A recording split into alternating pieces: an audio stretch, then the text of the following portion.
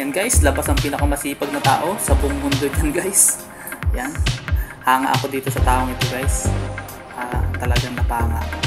Kasi hindi lang isa, dalawa, tatlo, apat ang kanyang trabaho guys. Talagang napakasipag ng tao. Hindi lang yun, take note guys ha. May kapansanan po siya.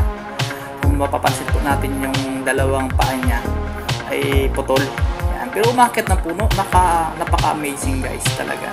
Nagsisenso pa guys. Kaya shoutout po dyan sa mga taong tamad yan. Talaga naman, tingnan nyo ito, may kapansanan guys. Pero naghahanap buhay para sa kanyang pamilya guys.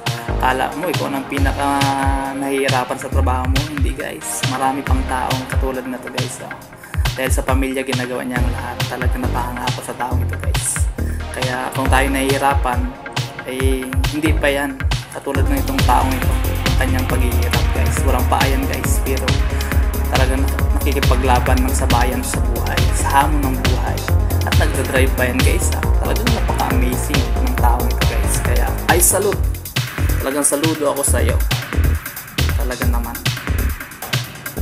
napakasipag na tao sa buong mundo.